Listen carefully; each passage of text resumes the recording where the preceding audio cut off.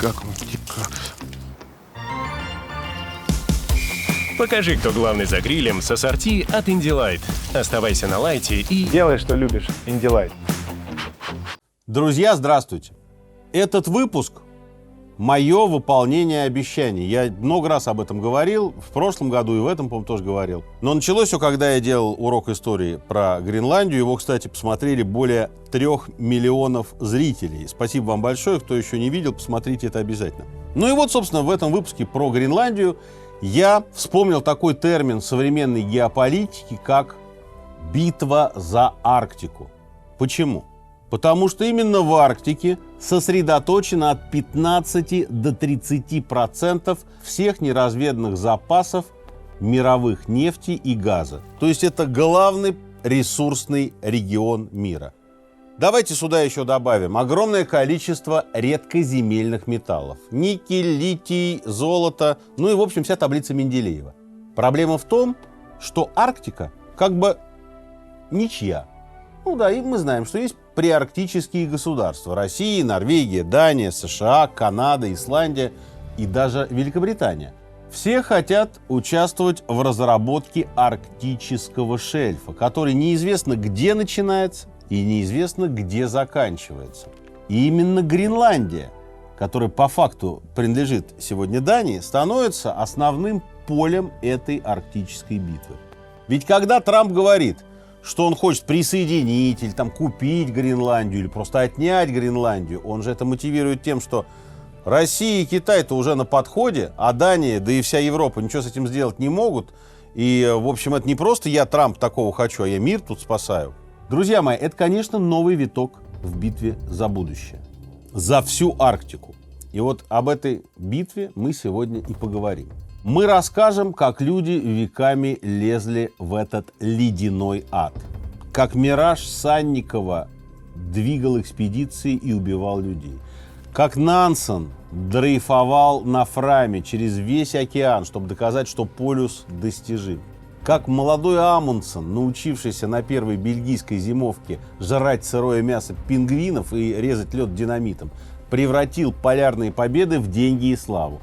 Мы расскажем о том, как в 20 веке Арктика станет театром войны, как немецкие линкоры и подлодки будут рыскать у Новосибирских островов, как Советский Союз превратит Северный морской путь в артерию, сначала ГУЛАГом и ледоколами, а потом настоящими атомными монстрами. Потом американцы придут, поставят ядерные ракеты подо льдом, и весь мир в одночасье поймет, кто контролирует Арктику, тот контролирует будущее. Ну, в наше время льды тают быстро. Нефть и газ, которые ранее были недоступны, теперь лежат почти на поверхности.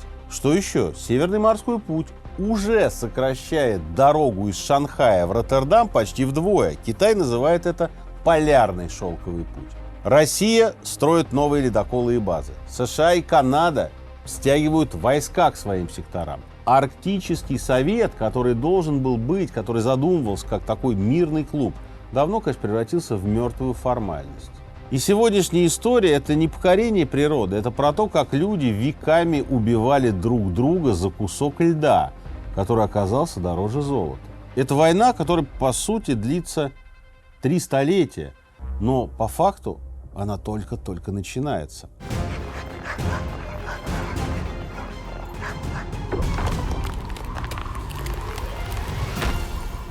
Арктику никогда не считали пустыней. Ее всегда считали стратегической позицией. При этом борьба за Арктику началась задолго до нефти, задолго до ракет. Люди шли в белую неизвестность. Они вообще не знали, есть там впереди Земля или нет. Арктика часто была иллюзией, заставляла глаза верить в то, чего нет. И вот люди шли за этим обманом, умирали за него, теряли рассудок.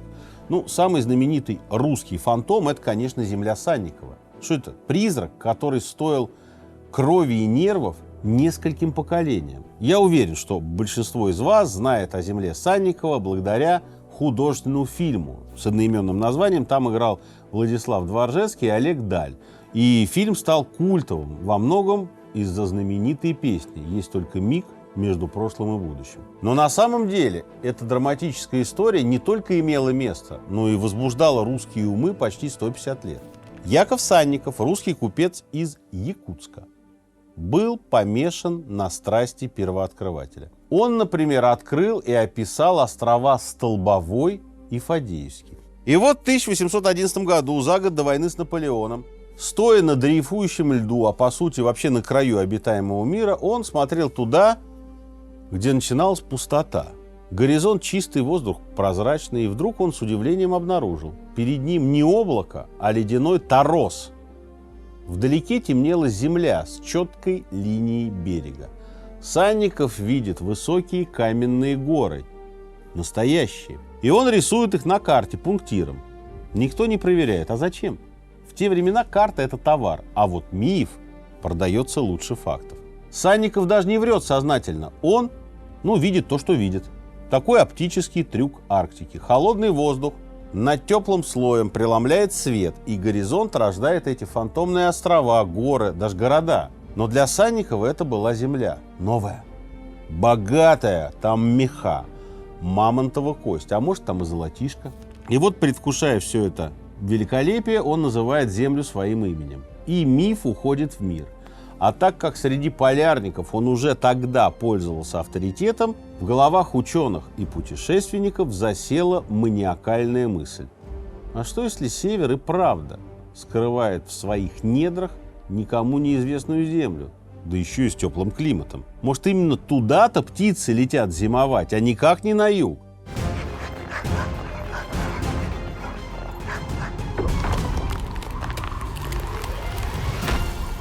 Ну и вот уже идут годы, и другие полярные путешественники начинают говорить то же самое. Якобы тоже видели они эту землю с разных точек, в разные сезоны.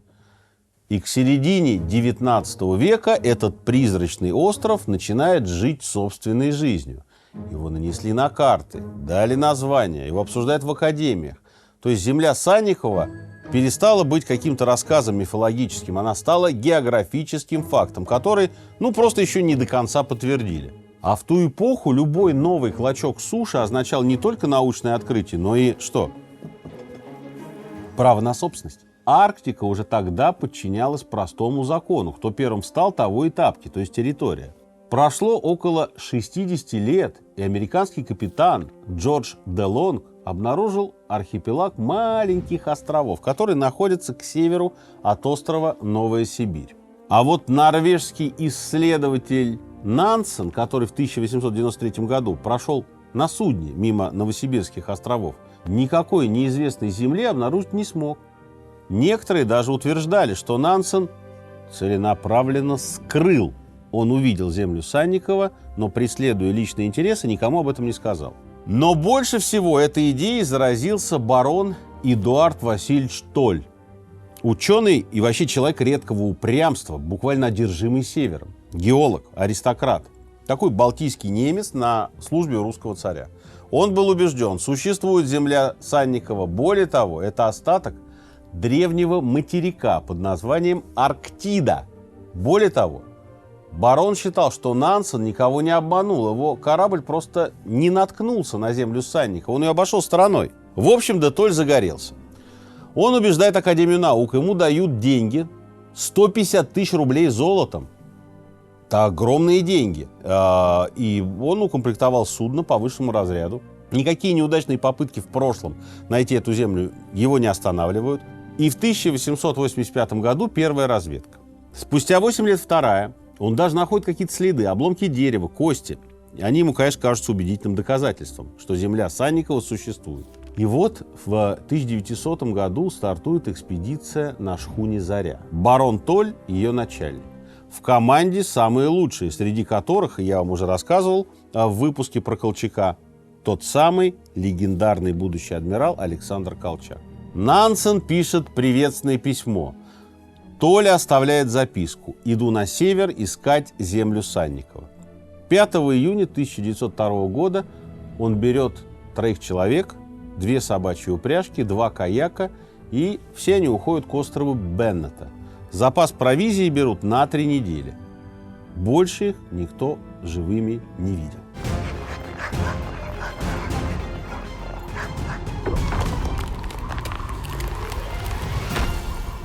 Колчак узнает о пропаже осенью. Он под свою ответственность собирает спасательную экспедицию. 17 человек, 140 собак, китобойная шлюпка. Они перетаскивают лодку через торосы буквально на руках. Месяц ледяного ада, Колчак не спит, мало ест. И вот 17 августа 1903 года команда добирается до острова Беннета. Там они находят хижину, засыпанную снегом. Внутри ружье барона Толля с патронами, его записные книжки, карты. Последняя записка датирована 26 октября 1902 года. Все в хорошем здоровье. Никаких могил, никаких следов борьбы, но и никаких тел. Вероятнее всего, они либо погибли в море, либо замерзли на льду, когда провизия кончилась. Но Колчак не сдается. Следуя указаниям барона, которые он обнаружил в дневниках, он отправился с 2 спутниками на другой конец острова. И сам чуть не погиб. Он не рассчитал прыжок через трещину и провалился в ледяную воду. Его спасли. Вернуться в лагерь Колчак отказался и продолжил путь к стоянке Толля. Там Колчаку удалось найти еще 3 записки, оставленные бароном. И вот последняя записка говорит, что экспедиция отправляется на юг. Самих полярников обнаружить не удалось. В Петербург Колчак вернулся сломленным и, в общем, подорвал себе сильно здоровье. В выпуске про Колчака я об этом больше рассказывал. Несмотря на неудачи, попытки найти землю Санникову продолжаются еще несколько лет. В 13 году к Новосибирским островам вышли корабли «Таймыр» и «Вайгач» под руководством Бориса Вилькицкого. Таинственную землю они, конечно, не нашли, зато открыли архипелаг, который мы с вами теперь знаем как Северная земля. И вот тогда решили, что никакой земли Санникова нет, и прекратили всякие поиски. Начали вообще они постепенно забывать. Но в 1926 году вышел роман, в 1926 году, вышел роман академика Владимира Обручева под названием «Земля Санникова», по которому был снят фильм. Я вам уже о нем говорил. И интерес разгорелся с новой силой. И только в 1937 году советский ледокол «Садко» прошел по маршруту Толля. Досконально обошел весь район и снова только лед, мелкие острова Обманки и бесконечная белизна. По личной просьбе Обручева в те места отправлялась даже арктическая авиация. И вот уже пилоты окончательно доказали, нет никакой земли Санникова. Впрочем, некоторые ученые выдвигают теорию такую. Вполне возможно, что Земля эта существовала, вот только она, как и многие арктические острова, состояла не из скал, а из льда, прикрытого слоем грунта. Постепенно лед этот просто растаял, и Земля Санникова исчезла. Как бы то ни было, это вполне типичный урок Крайнего Севера. Здесь нельзя верить ничему, даже собственным глазам. Ну а потом пришел тот, кто решил верить не глазам, а науке. Норвежец Фритьёф Нансен, зоолог, чемпион Норвегии по конькам и лыжам, упрямый рационалист с холодной головой инженера. Его интересовало не как дойти, а вообще возможно это сделать. И вот 27-летний Нансен отправился в путешествие, которое посчитали настоящим самоубийством. Он решил пересечь Гренландию на лыжах. Ну а что, он чемпион же все-таки. Причем пересекать остров он собирался не вдоль берега, как до него пытались, а поперек ледяного щита. Правительство считало эту затею увеселительной поездкой частного лица, и денег никаких ему не дали. Журналисты вообще над ним глумились. В одной из сатирических газет появилась такая заметка. Внимание!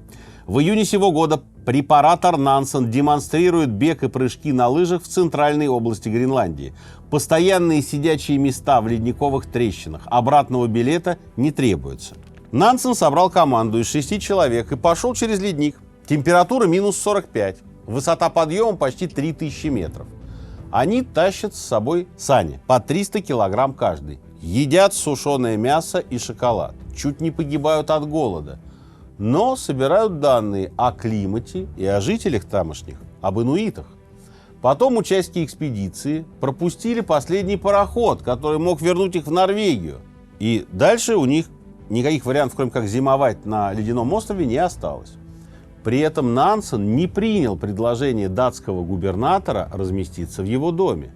Исследователь твердо решил: хочу посмотреть на мир глазами эскимосов, и обосновался в одном из их жилищ. Он вместе с эскимосами охотился, ловил рыбу и даже выучил местное наречие. Это его делает невероятно популярным. Он возвращается героем и пишет книгу «Жизнь эскимосов», где без всякой цензуры описал всю бытовуху инуитской жизни, включая сексуальные практики и шаманизм. Дальше Нансена посетила удивительная мысль.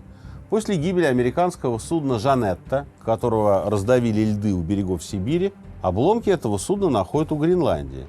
Ага, значит, подумал Нансен. Значит, весь ледяной массив океана медленно движется через полюс. Большинство ученых сочло это курьезом. Нансен же увидел маршрут своей новой экспедиции. Он предложил план, который звучал, конечно, как научная ересь, намеренно заморозить корабль во льдах и позволить течением нести его через Арктику. Специалисты говорили: Нансен, ты сумасшедший, судно-то раздавлено будет льдами. Моряки говорят: мы в этом безумии участвовать не будем. Но Нансен уже решение принял – построить корабль, который не боится льда. И вот так появился Фрам – судно с округлым корпусом без острых углов. Когда лед сжимал его, корабль не ломался, его как бы выталкивало вверх. Эксперимент, конечно, был довольно странным. Нансен решил вмерзнуть во льды у Новосибирских островов и дальше дрейфовать с этими льдами через весь Ледовитый океан от Сибири к Гренландии. Кроме того, у экспедиции были и геополитические цели. Она стала, по сути, первой главой современной битвы за Арктику. Здесь уже правительство Норвегии выделило средства, а новые земли в районе Северного полюса таким образом должны были стать владениями Норвегии. И вот 22 сентября 1893 года Фрам вмерз. Команда 13 человек, собаки, провизии на 5 лет. И они дрейфуют 3 года. Температура минус 50. Лед скрипит, давит. Корабль держится. А Северного полюса никто не видит. И тогда Нансен начинает думать: а не добраться ли до него на санях? В феврале 1894 года опытным путем было установлено, что средняя скорость лыжника равна скорости упряжки собак с грузом. По факту это была революция в способе передвижения по Арктике. Собаки должны были тащить груз на нартах, то есть на санях. Люди должны были идти на лыжах, экономя силы. И вот когда Фрам находился примерно в 800 километров от Северного полюса, Нансен решил отправиться в санный поход. Ну, чтобы понять, это приблизительно расстояние от Москвы до Санкт-Петербурга. Вот мы вышли с вами на Ленинградском вокзале, город-герой Москвы. Пойдем пешком на лыжах, например, в Санкт-Петербург. Ну, и мы пошли на лыжах в Санкт-Петербург. Значит, пошли двое. Нансен и Ялмар Йоханссон. При них было 28 собак с грузом 1050 кг, по 37,5 килограмм на собаку. А на достижение полюса отводилось 50 суток, после чего можно было пойти либо на Шпицберген, либо на землю Франца Иосифа. И вот они идут на север. 600 километров ада. Собаки мрут от голода. Их мясо собачье идет на пищу полярников. Лед трескается. Они плывут на каяках через полыньи. 7 апреля 1895 года они достигают координат 86 градусов северной широты. Ближе них к полюсу никто никогда не был. Но дальше верная смерть, и наши герои разворачиваются. Они идут на юг, к земле Франца Иосифа. Там проводят еще 17 месяцев, практически выживая. Охотятся на медведей. Вообще удивительные люди. Вы когда-нибудь видели белого медведя? Посмотрите любую программу на любом канале про животных. Белый медведь — это совершенная машина для убийства. И вот они охотятся на эту машину для убийства, едят жир, строят хижину из камней и шкур. Как писал тогда сам Нансен, мы сами стали частью природы, зверями в белом аду. Но Нансен счастлив, как и любой зверь в аду, потому что впервые человек не боролся с Арктикой, а как будто бы стал ее частью. Он доказал: подо льдом глубокий океан, а не материк, как считали многие географы.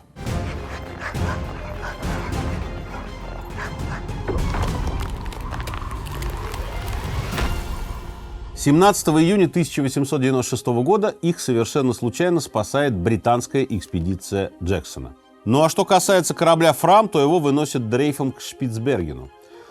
«Фрам» еще появится в нашем сегодняшнем рассказе. А пока триумф. Нансен возвращается героем. Книги, лекции, слава. Его данные меняют карты, которыми, кстати, пользуется потом барон Толь, и которым потом пользуется и Колчак, пытаясь найти землю Санникова. Все последующие экспедиции, американские, норвежские, русские, они строились уже на выводах Нансена. Вообще в мире исследований это редкий случай. Обычно первыми помнят тех, кто поставил флаг. А в случае Нансена это совсем другое. Пусть он и не дошел до полюса, но он объяснил, как туда дойти. Именно после Нансена Север перестал быть мистикой и стал наукой. А сам Нансен стал ученым мирового уровня. Позже он стал дипломатом, верховным комиссаром Лиги наций по делам беженцев. Именно он спас сотни тысяч людей после Первой мировой, создав знаменитые нансеновские паспорта для тех, кто бежал, для тех, у кого не было гражданства. За это ему дали Нобелевскую премию мира в 1922 году. В общем, это действительно уникальный персонаж, который доказал, что Север нельзя победить силой, только головой. Это по-своему понял американский инженер Роберт Пири, который был с юных лет буквально одержим Северным полюсом. Вообще у нас сегодня история про фанатиков, людей одержимых. Если после Нансена Арктика выглядела пространством научного мужества, опасным, но честным, то с появлением Пири она стала ареной амбиций, самолюбия и почти театральной борьбы за славу. Пири решил, нужен не дрейф, нужен марш-бросок, надо идти на рекорд. То есть он не просто хотел достичь полюса, он хотел быть тем, кто заявил бы о его достижении. И это принципиальная разница. Поэтому вся его арктическая эпопея строилась вокруг этой формулы. Пири одержим идеей первенства. Он десятилетиями штурмовал лед, терял пальцы ног из-за обморожений, доводил экспедиции до грани катастрофы. Но каждый раз возвращался с новым планом и новой уверенностью. Я буду первым человеком на вершине мира. А еще Роберт Пири был частью системы. Конечно, он был частью американского истеблишмента. И он понимал, что для своей миссии надо, конечно, заручиться поддержкой сильных ребят, уважаемых людей. С самого начала своей карьеры он старался связать свою судьбу с богатыми и влиятельными людьми. Морис Джессел, Томас Хаббард, семейство Колгейт и такими мощными коммерческими организациями, как Национальное географическое общество. Пири всегда заботился о том, чтобы благодетели были заинтересованы поддержать его, раздуть его славу и, если что, защитить его репутацию. И вот он начинает строить полярное судно под названием «Рузвельт». Технические требования велики. Корабль должен был легко маневрировать, то есть иметь небольшую длину, но одновременно обладать достаточной прочностью, чтобы его льды просто не растрескали, как орех. Но самое показательное, что он говорит в тот самый момент, вот фрагмент его записки. «Мне доставляет величайшее удовлетворение сознавать, что вся экспедиция, включая судно, оснащена американским снаряжением. Рузвельт построен из американского леса на американской верфи, снабжен машиной, изготовленной американской фирмой из американского металла, сконструирован по американским чертежам. Даже самые обычные предметы снаряжения на нем исключительно американского производства. И мы, если окажется возможным, сможем завоевать трофей для Америки». И вот так битва за Арктику вышла на национальный уровень. В 1908 году Пири собирает свою армию. Корабль «Рузвельт» везет 49 инуитов. Мужчины, женщины, дети, плюс 246 собак.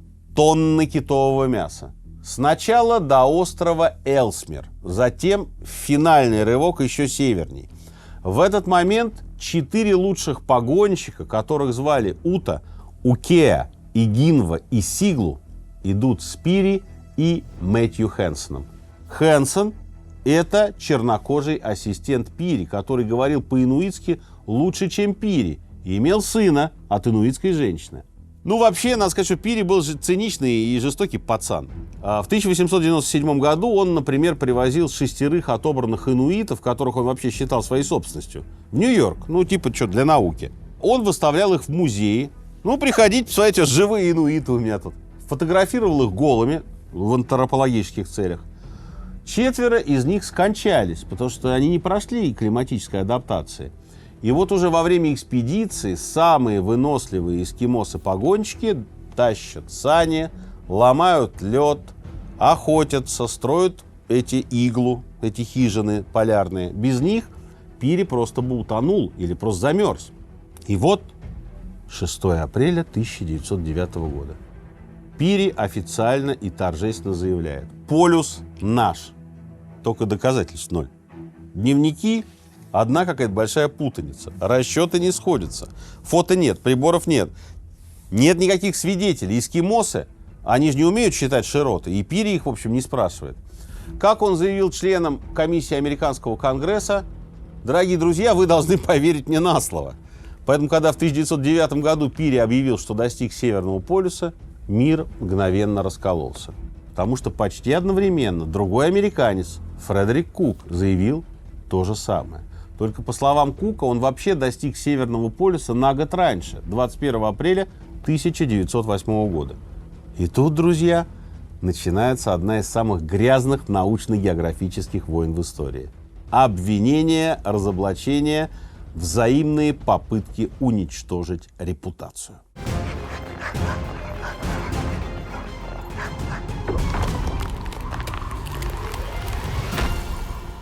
Пири действует как гений черного пиара. Он подключил спонсоров, газеты, научные общества. И самое потрясающее, что официально дискуссия по этому вопросу до сих пор не закрыта. Свой первый публичный доклад Кук делает в Копенгагене 7 сентября в датском географическом обществе. Куку торжественно вручают золотую медаль за достижение Северного полюса. На банкете, который устроила газета «Политикен» или «Политикен», была оглашена и первая телеграмма Пири о своем открытии Северного полюса. На расспросы журналистов Кук говорит: могу сказать, что не испытываю ни ревности, ни сожаления. Славы хватит на двоих. На сторону Кука встал и норвежский полярный исследователь Отто Свердруп, который публично заявил, что Пири напрасно 26 лет искал Северный полюс. Но Пири настаивал на своем. Он уничтожал Кука и как личность, и как исследователь. Он вообще заявил, что Кук никогда не был на полюсе. И вот здесь, как я уже говорил, ему помогли связи с американской элитой. Было принято решение организовать единую комиссию из представителей Национальной академии наук, Американского географического общества, Музея естественной истории и Национального географического общества. Эта комиссия рассматривает материалы Пири и Кука. И комиссия предпочла результаты Пири и объявила его первооткрывателем Северного полюса. И пусть официальная слава осталась за Пири, но ведь и осадок остался. А теперь вишенка на торте. В 1997 году вышла объемная книга библиографа Роберта Брайса «Подробная двойная биография Пири и Кука», основанная исключительно на архивных первоисточниках. Рассмотрев все аргументы сторон и оригиналы путевых записей, Брайс пришел к выводу, что ни Пири, ни Кук не достигли Северного полюса. Пири не дошел 160 километров, и по утверждениям Брайса, он, осознавая, что не способен достигнуть полюса, сознательно врал.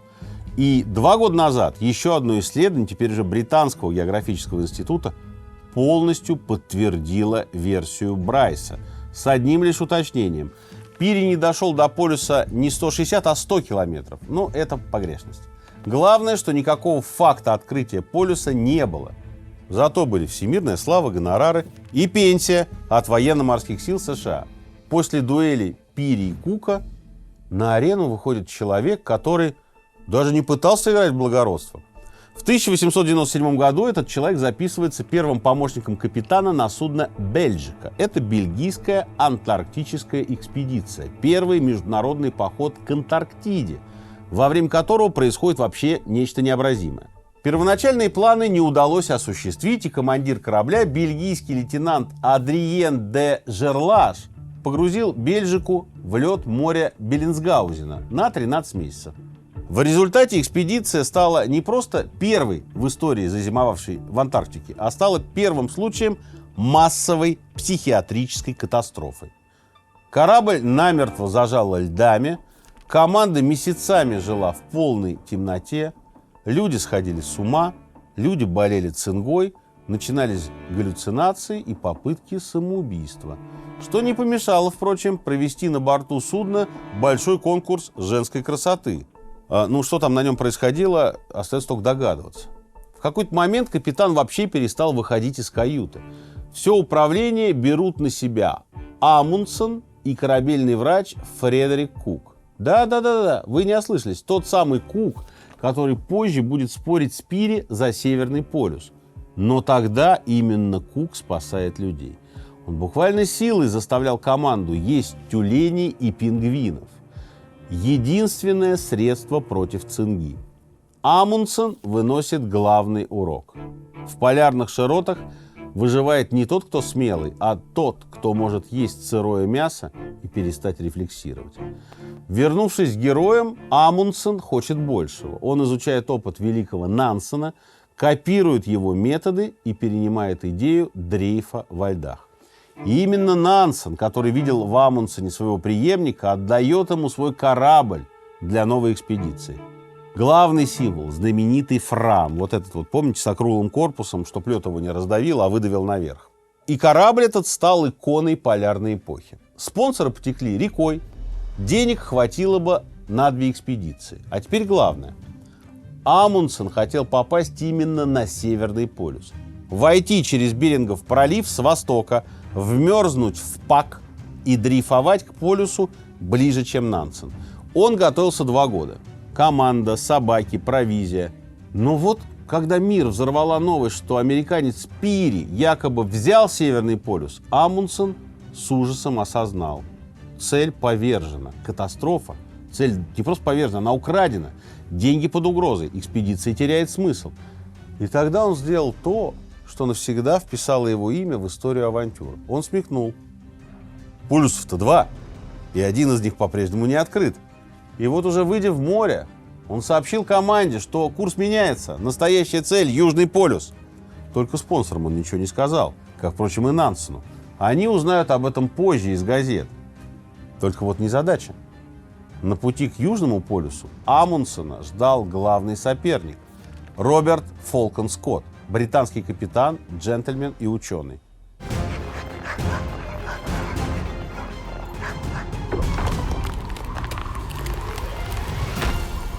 Скотт уже был в Антарктиде в 1901-1904 годах.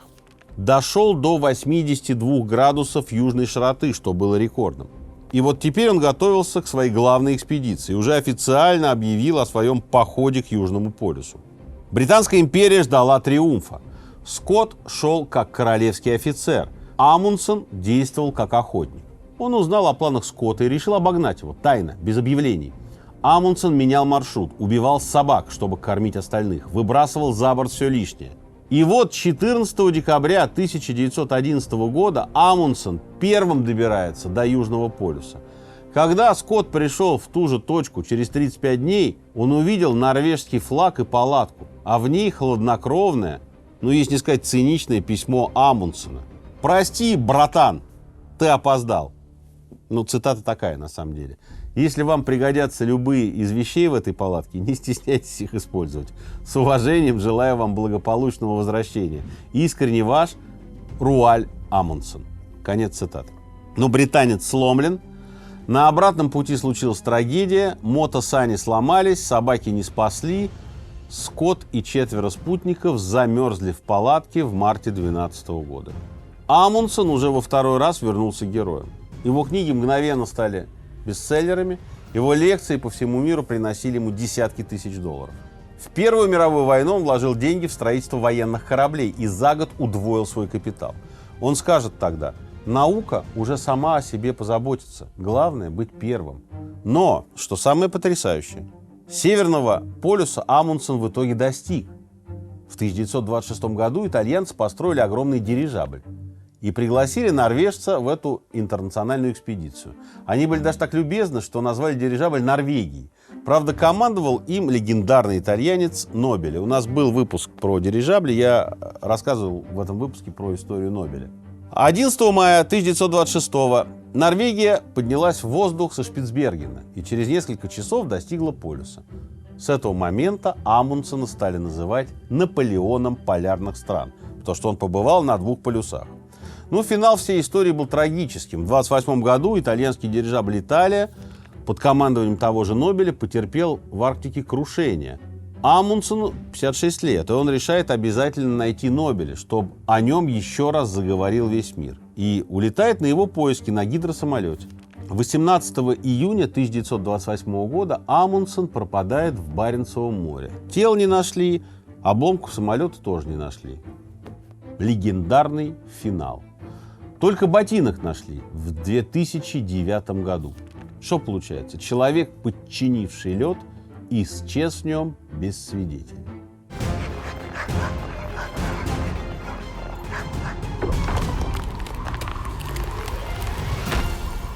Вообще, после всех этих норвежцев, американцев, британцев возникает вопрос, а где в этой ледяной гонке русские-то? Да везде. Про землю Санникова мы рассказали, но это все-таки особый случай. А в целом российская арктическая история развивалась по другой логике. Не как серия героических рывков-одиночек, а как продуманная государственная кампания. В марте 1730-го, после долгих лет тяжелых плаваний по Восточным и Северным морям, в Петербург вернулся датский моряк на русской службе Витус Беринг. Он действовал по приказу Петра I и исследовал отдаленную береговую линию, доказывая существование сухопутной связи между Азией и Америкой. После смерти Петра уже при Анне Иоанновне высочайше утвержден проект новой экспедиции. И вот так дали старт самому масштабному арктическому проекту в истории человечества. Проект назвали «Великая Северная экспедиция». Длился проект более 10 лет. Экспедиция должна была описать все северное побережье, от Архангельска до Камчатки, закрепить Аляску и Алеуты за Российской империей. По сути, империя поставила задачу очень конкретную и прагматичную. Не открыть какой-то там полюс, а понять, где заканчивается Азия, где начинается Америка и можно ли пройти морем вдоль всей Сибири. Бюджет был невероятный – 360 тысяч золотых рублей. Несколько отрядов, десятки судов, бесконечные обозы, тысячи людей, ученые, офицеры, геодезисты, ссыльные, казаки. Всем этим руководит Витус Беринг. Сенат назначает его единоличным руководителем научных мероприятий. Первый отряд вышел в море из Архангельска в 1734 году. Спустя 7 лет Витус Беринг на Святом Петре и Алексей Чириков на Святом Павле пошли к северо-западным берегам Америки. Шторм разметал корабли, но главное – Беринг увидел Аляску и открыл Алеуты. На обратном пути они заболели цингой, и по факту цинга команду сожрала. Зубы выпадали, ногти чернели, люди корчились от боли в каютах. Беринг умер на острове, который потом назвали его именем. Из 75 человек выжили 46. Примерно в то же время братья Дмитрий и Харитон Лаптевы идут по Таймыру, по берегам рек Лена и Хатанга. Зимовки при температуре в минус 50, бураны, голод. Дмитрий потерял корабль, тащил грузы на собаках, чуть не умер от истощения. Харитон описал Таймырский полуостров, самый северный материковый выступ. Экспедиция эта открыла тысячи километров побережья и доказала, Азия и Америка разделены. Важными достижениями всех этих экспедиций стали что? Открытие Аляски, островов Беринга, Алеутских островов и Командорских островов, а также детальное картографическое исследование северного и северо-восточного побережья России и Курильских островов. То, что европейцы называли белым пятном на карте, для царской России стало важной транспортной артерией. И к середине XVIII века карта северного побережья Евразии впервые стала реальной. Именно тогда рождается идея будущего Северного морского пути. Причем не какого-то там приключения, а государственной инфраструктуры. И вот что важно тут зафиксировать. Если западные полярники гнались за точкой на глобусе, Российская империя гналась за линией. Не полюс, а маршрут. Не рекорд, а логистика. Ну, конечно, были и свои исключения. Самый яркий пример безрассудной, фанатичной битвы за Арктику – это Георгий Седов.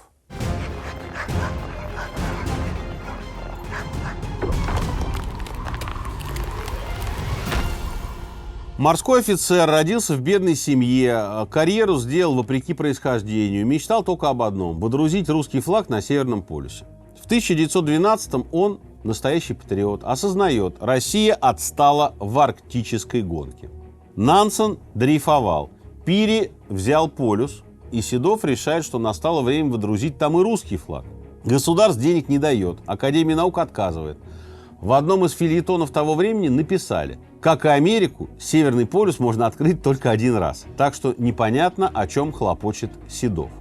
Тогда он решает собрать экспедицию на пожертвования. Многочисленные публикации в газете «Новое время» вызвали в России большой общественный резонанс. Частный взнос в размере 10 тысяч рублей сделал даже государь-император Николай II. Собрали еще около 12 тысяч. Донаторам вручали знаки с надписью «На экспедицию старшего лейтенанта Седова к Северному полюсу». В центре изготовленного из темной бронзы круглого жетона среди полярных льдов и снегов был изображен лыжник. Такой вот полярный краудфандинг. Ну вот на эти деньги, на пожертвования, Седов собрал экспедицию на шхуне «Святой Фока». Только вот на одном энтузиазме каш не сваришь. Судно оказалось старым, неприспособленным, провизии не хватало, экипировка была случайной. Экспедиция застряла во льдах у Новой Земли на 2 зимовки подряд. Ну, дальше все по классике. Цинга, голод. Но Седов решил идти все равно. И вот в феврале 2014 года, уже тяжело больной, почти не способный двигаться, Седов с 2 матросами пошел к полюсу на собачьих упряжках. Через 2 недели он умер во льдах. Товарищи его оставили там же, на месте. До полюса оставалось больше 2000 километров. Тело полярника найдут позже и похоронят на земле Франца Иосифа. Седов не дошел, флаг не водрузил, но для России он стал таким же символом, как и для Британии Роберт Скотт, который, как вы помните, проиграл битву за Южный полюс. Да и вообще Седов, так же как Пири или как Амундсен, стали, что называется, последними великими полярными одиночками. Мир входил в новую эпоху, где Арктика уже переставала быть ареной личной славы. Она становилась фронтовой зоной. Лед там измеряли не милями, а радиусом действий подводных лодок и бомбардировщиков. Теперь вы спросите меня, а границы-то? Везде же границы есть у стран, а там-то где границы? В 2020 году первые свои границы до полюса определила Канада. Потом на нее поглядели другие страны, которые имели выход к Северному Ледовитому океану, и тоже стали объявлять свои границы. Существует легенда. Значит, Сталину показали карту Арктики и спросили, докуда будут простираться советские земли. Он взял карандаш, отчертил 2 линии от границ Советского Союза до Северного полюса и сказал: вот так хорошо. Так, с 1926 года территория, ограниченная меридианами 32 градуса 4 минуты 35 секунд восточной долготы и 168 градусов 49 минут 30 секунд западной долготы, объявлялась территорией Союза Советских Социалистических Республик. Началось строительство полярных станций, аэродромов, радиопунктов, ледокольного флота. Северный морской путь превращается в полноценную транспортную артерию. Что логично, кратчайшая линия между континентами проходит через лед. В 1932-м ледокол «Сибиряков» впервые проходит Северным морским путем за одну навигацию. И сразу после этого было образовано Главное управление Северного морского пути. Возглавил его легендарный Отто Шмидт. Через год он возглавит знаменитую экспедицию на пароходе «Челюскин». Ее задача – пройти Северный морской путь за одну навигацию, причем на корабле неледокольного класса. И вот 10 августа 1933 года Челюскин отправляется по маршруту Мурманск-Владивосток. Ну, сначала все успешно. Но как только корабль вошел в Карское море, на судне появились деформация корпуса и пробоина. Обнаружив течь, команда стала обсуждать возможность возврата. Но решили, что сейчас вернемся, дадут по голове. Надо продолжать. И вот позже из-за появившихся тяжелых льдов судно получает еще 2 вмятины по обоим бортам. Течь усилилась. Лед начал двигаться в обратную сторону. Зажал Челюскин. И судно, уже изрядно поврежденное, вынесло в Чукотское море. В итоге пароход просто вмерз в крупную льдину и несколько месяцев дрейфовал вместе с ней. В экспедиции понимали, что льды в любой момент могут начать движение и раздавить судно, что в итоге и произошло. Челюскин ушел ко дну за 2 часа. На лед успели выйти 104 человека, и последним вышел Отто Шмидт. На льдине они проведут 2 месяца. Но благодаря тщательной подготовке им удалось обустроить вполне сносную жизнь. В ледяном лагере построили деревянный барак, выстроили пекарню. Организована была редакция стенгазеты под названием «Не сдаемся». Поиски проводились в условиях повышенной сложности. Стоит полярная ночь, поднимаются сильные ветра, пурга, температура -40. Самолет Лепедиевского 28 раз вылетал на поиски экспедиции, и только на 29-й раз у него случайно нашел. За этой первой массовой полярной эпопеей мир следил практически в режиме онлайн. Челюскинцы – национальные герои, а Арктика – политический символ. Советская власть доказала, что удержит Север любой ценой, став лидером в борьбе за Арктику.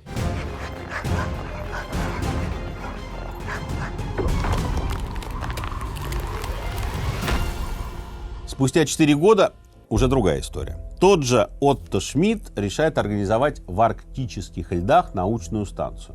Точкой начала дрейфа выбрали Северный полюс, а доставить людей и оборудование должны были самолеты. Перед экспедицией поставили серьезные научные и пропагандистские цели. Научные изыскания в районе Северного полюса не велись с конца XIX века, когда там дрейфовал корабль «Фрам». А теперь свое превосходство на севере должен был доказать Советский Союз. 4 полярников во главе с Иваном Папаниным высадились на льды Северного полюса, разлили по алюминиевым кружкам бутылку коньяка, выпили, трижды прокричали «Ура!» и начали выгружать на снежное поле оборудование. Палатки, оборудовали лабораторию и подняли красный флаг. Так началась знаменитая Папанинская эпопея. Впереди дрейф, научные открытия, праздничные демонстрации в честь годовщины Октябрьской революции и героическое спасение. К концу января 1938 года ученым стало не до исследований. Дрейф льдины резко ускорился. Льдину относило все ближе и ближе к теплым водам Атлантики. 2 февраля она раскололась. Станция оказалась уничтожена. Теперь перед папанинцами стоял вопрос выживания. Вылетевший на поиски дирижабль потерпел крушение. К месту дрейфа были отправлены 3 ледокола, и они спасли полярников. 274 дня во льдах. Это была уже не экспедиция, а демонстрация силы. Но, как говорится, не все рады вашим успехам. В Берлине Гитлер понимает, что Арктика означает контроль над северным флангом войны. Немцы заранее начинают создавать метеостанции и базы на островах, чтобы управлять авиацией, флотом и делать такие места отдыха для экипажей подводных лодок. Когда началась война, север мгновенно стал стратегическим коридором. В 1940-м Арктику посетил германский вспомогательный крейсер «Комета», замаскированный под коммерческое судно. Пользуясь разрешением советского правительства, он совершил переход через Северный морской путь в восточном направлении. Дальше люди собрали навигацию, данные вокруг наших берегов, и для удара по Советскому Союзу с арктического фланга немцы построили военную базу «Норд» на земле Франца Иосифа. Уже в годы Великой Отечественной Гитлер ждал конвоя Ленд-Лиза и мечтал о захвате Шпицбергена, чтобы получить контроль над Северным морским путем. Кульминацией стала операция «Вундерланд» или «Страна чудес». Тогда тяжелый крейсер «Адмирал Шеер» в сопровождении нескольких подводных лодок прорвался в советский арктический тыл, потопил ледокольный пароход «Александр Сибиряков». Чтобы ввести противника в заблуждение и получить разведывательные сведения, адмирал Шеер поднял американский флаг и направился прямо на ледокол, скрывая таким образом свой силуэт. Сигнальным прожектором было передано сообщение на русском языке. «Кто вы? Куда вы направляетесь? Подойдите ближе». Затем последовал обстрел острова Диксон. Америка во время войны осваивала Арктику иначе, через Гренландию и Аляску как плацдарм для удара по Германии. А в 1941-м, еще до официального вступления в войну, США вводят в Гренландию войска под предлогом защиты Гренландии от немцев. Там строится несколько секретных аэродромов, где садились бомбардировщики, летевшие из США в Великобританию. Ну а союзные конвои в рамках Ленд-Лиза идут из Великобритании и США в Мурманск и Архангельск по самому короткому и самому смертельному маршруту. Кригсмарина, немецкий флот, устроил там настоящую охоту, чтобы остановить жизненно важные поставки. Подлодки у кромки льдов, авиация с норвежских баз, рейды в открытом море. Ответ Москвы предельно жесткий. По приказу Сталина с севера усилили гарнизонами, аэродромами и ледоколами. Полярники превратились в военных специалистов. Ну а дальше Вторая мировая закончилась. Союзники превратились в соперников. Начинается холодная война. Мир раскололся на два лагеря. Лагерь Советского Союза и лагерь Соединенных Штатов Америки, между которыми лежала не столько Европа, сколько ледяная пустота. География сыграла жестокую шутку. Кратчайшая траектория ядерного удара проходила прямо через полюс. Что это значит? Это значит, тот, кто держит Арктику, держит палец на спусковом крючке. Американцы это просчитали первыми. В конце 40-х они начали строить Северный радарный щит. Сеть станций раннего обнаружения, сведенных в систему НОРАД. Антенны выросли на Аляске, в Канаде, на островах архипелагов. Задача предельно простая. Увидеть советские бомбардировщики раньше, чем те увидят американские города. Ну и нужна, конечно, центральная база. Помните, еще в 1941-м американцы начали вооружать Гренландию. В 1951-м появилась постоянная база воздушных сил, впоследствии ставшая космической. Под ее прикрытием Штаты провернули один из самых дерзких проектов времен Холодной войны – «Ледяной червь». Они решили вырыть под Гренландским ледником огромную сеть туннелей, длина в 1000 километров. Там спрятать мобильные ядерные ракеты, штук 600, которые могли бы в любой момент ударить по Советскому Союзу. Официально это маскировали под ядерный научно-исследовательский центр в Арктике. Ну, мы, вы знаете, тут лед бурим и климат изучаем. Понятно, что на деле там подземный город, туннели, железная дорога для ракетных поездов, казармы и даже кинотеатр с часовней. Но лед-то живой. Лед начал ползти, давил на стены, деформировал тоннели, рельсы выгибало дугой. И в 1966 году проект рухнул. Ну, его тихо закрыли, базу бросили, а весь мусор, включая радиоактивные отходы, просто засыпали какими-то там мусорными всякими штуками и оставили подо льдом. И мир о нем узнал только в 90-х. И, в общем, это такая вполне себе, есть не катастрофа, то огромная экологическая проблема. Кроме того, в ответ на развитие ракетного оружия в Советском Союзе президент Эйзенхауэр отдает приказ о строительстве первой в мире атомной подводной лодки, которую назвали «Наутилус». 23 июля 1958 года в рамках операции «Солнечный свет» «Наутилус» взял курс на север, выйдя из базы в Перл-Харбор. Пройдя весь Северный полюс, «Наутилус» продолжил движение подо льдами, пройдя 1590 миль за 96 часов. И всплыл он у северо-восточного побережья Гренландии. Ну, понятно, что Москва отвечала симметрично. Север страны превратился в сплошной военный пояс с главным узлом на Кольском полуострове. Там появились базы флота, аэродромы, склады, радары. Отсюда выходили атомные подводные лодки, способные ударить по Америке через Полярный океан. Подлодки научились идти под паковыми полями, что делало их невидимыми для наблюдения. Отдельное оружие – это ледоколы. В 1959 году в строй вошел легендарный ледокол «Ленин», первый в мире гражданский корабль с ядерной установкой. Ну, формально для чего он был нужен? Для проводки торговых судов. По сути, для демонстрации технологической независимости в Арктике.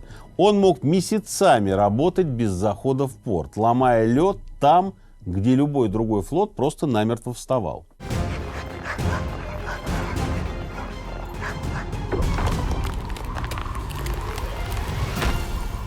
В 1977 году его преемник, атомный ледокол «Арктика», первым из надводных судов достиг Северного полюса. Это был не рекорд, а сигнал.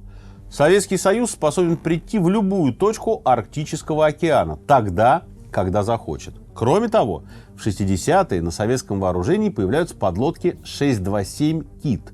Они несли 667 баллистических ракет. В 70-е появляются «Тайфуны», самые большие атомные подлодки в мире. На борту каждой по 20 баллистических ракет, которые из-подо льда стреляют залпом. Строятся базы на Новой Земле. Именно там в 1961 году прошли испытания «Царь-бомбы», самой мощной термоядерной авиабомбы в истории. Да и над поверхностью Арктики ситуация была неспокойней. Бомбардировщики патрулировали границы, разведчики нарушали воздушное пространство, перехватчики поднимались по тревоге. Иногда пилоты видели друг друга через прицел, и, в общем, мир держался в секундах от войны. В игру втянулись и союзники. НАТО рассматривал север как фланг обороны Европы. Норвегия стала линией наблюдения. Исландия стала аэродромом патрульной авиации. Канада – радарным барьером. И это привело к тому, что уже к 70-м Арктика стала одной из самых милитаризованных зон планеты. Ну, тут нам с вами надо понимать, в Арктике не только самый короткий морской путь между Азией и Европой, но и самый короткий маршрут подлета баллистических ракет. Я вам уже об этом говорил. Через Северный Ледовитый океан ядерная боеголовка преодолеет путь за минуты. Поэтому север держали не для боя, а для равновесия страха. Лед стал последним аргументом дипломатии. В эпоху окончания Холодной войны Горбачев и Рейган обнимаются, подписывают договоры о демилитаризации. Арктика на несколько лет буквально исчезает из мировой повестки. Потом Советский Союз распадается, северная инфраструктура без денег, без топлива, ну и как итог без смысла. Базы консервируют, станции закрывают, аэродромы зарастают льдом. Запад тоже не спешит заполнять вакуум. После исчезновения главного противника стратегическая ценность региона как будто бы обнулилась. Военные бюджеты сокращают, программы сворачивают. Казалось, лед победил политику. Но пауза была довольно короткой. В 1991 году, когда для международного судоходства открыли Северный морской путь, все вдруг вспомнили сталинское определение Арктики от 1926 года. И арктические страны сказали, а что это России так много принадлежит-то? Правительство Ельцина идет на уступки, слава богу, не территориальные. В 1996 году рождается Арктический совет. Там 8 стран. Россия, США, Канада, Дания, Исландия, Норвегия, Швеция и Финляндия. Это не альянс, это не НАТО, это договоренность о том, как вместе жить в тающем регионе. Всем очень хотелось создать механизм, чтобы не допустить нового передела севера силой. Совет принципиально не занимался военными вопросами. Арктика должна была остаться зоной диалога. Председательство по ротации. Бюджет выделяла каждая страна. И вот почти 10 лет эта конструкция успешно работала. Страны обменивались данными, координировали научные экспедиции, обсуждали защиту коренных народов и экосистем. То есть Арктика как будто выглядела редким примером, где бывшие противники способны сотрудничать. Но счастье это было недолгим. Вмешался климат. С начала нулевых спутниковые измерения показали резкое сокращение площади морского льда. То, что раньше считалось вечным барьером, стало исчезать. И вместе со льдом исчезла иллюзия, что Арктика вроде как никому не нужна. Геологи подтвердили оценки. Под арктическим шельфом может находиться до трети неразведанных мировых запасов газа и значительная доля нефти. Ну и дальше редкоземельные металлы и таблица Менделеева. Лед оказался такой крышкой гигантского стратегического сейфа. Началась новая гонка. Первой вернулась Россия. В 2007 экспедиция на батискафах под руководством Артура Челенгарова установила титановый флаг на дне у Северного полюса на глубине свыше 4000 метров. Этим жестом Россия символически заявляла свои права на хребет Ломоносова, который разделяет Северный Ледовитый океан пополам. По оценкам, в его районе как раз и находится до четверти мировых запасов углеводородов. Но соседи по Арктике на это отреагировали критично. Своей территорией хребет Ломоносова считает Канада, считает Дания. И 3 эти страны уже подали конкурирующие заявки на огромные участки дна, включая и сам район полюса. Это медленная, очень бюрократическая, но крайне жесткая борьба. И это уже не флажки устанавливать и не на собачках ездить. Здесь уже, как говорится, реальное бабло. Спор так и не разрешен, но российский титановый флаг все еще там стоит. В чем суть спора? Если вы сможете доказать геологическую непрерывность между вашей территорией, вашим шельфом и тем, что продолжается в море, тем же хребтом Ломоносова, то вы можете заявить, это все наша Россия нигде не заканчивается. В последние 15 лет Россия занимается восстановлением аэродромов, строительством баз, запуском новых атомных ледоколов. Как отмечают западные эксперты, у России вообще сейчас самый большой флот ледоколов в мире. Ну и, конечно, это огромное конкурентное преимущество. Поэтому Северный морской путь объявили национальной транспортной артерией и ввели правила прохода иностранных судов. А в 2020-м Россия стала первой страной в мире, которая создала ядерную электростанцию. Она перемещается по воде. Станция, прозванная ядерным «Титаником». Официальное название – Академик Ломоносов. Она способна обеспечивать электричеством город в 100 тысяч жителей в условиях Крайнего Севера. Ну, ответ последовал от Америки. Соединенные Штаты модернизировали инфраструктуру Аляски, усилили подводный флот. Канада начала патрулирование северных вод и вложилась в ледокольную программу. Норвегия перенесла часть военного командования ближе к полярному кругу. Военный альянс НАТО вернул крупные учения в северные широты. Параллельно в игру вошел новый участник – Китай.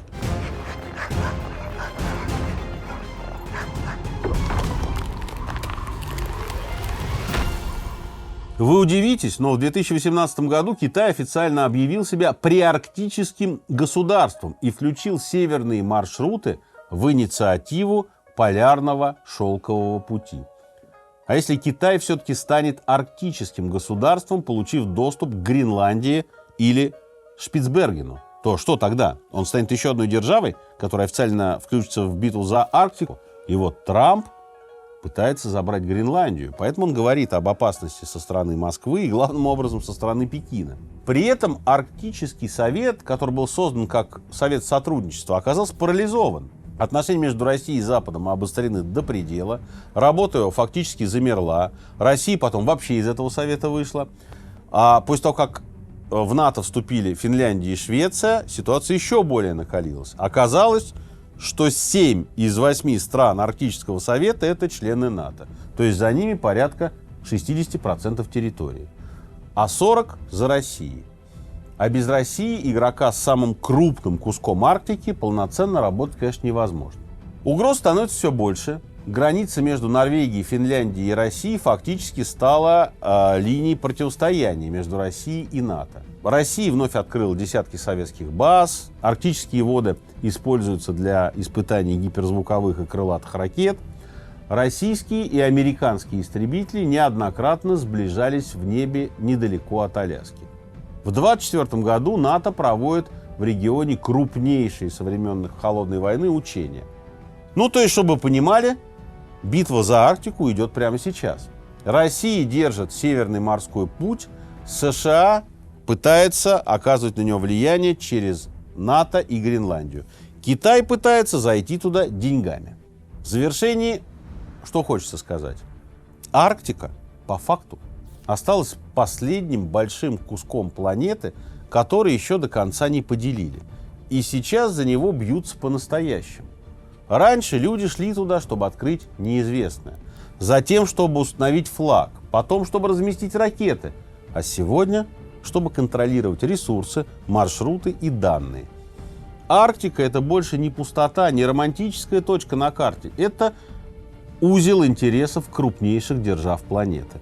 Там сходятся энергетика, логистика, безопасность и климат.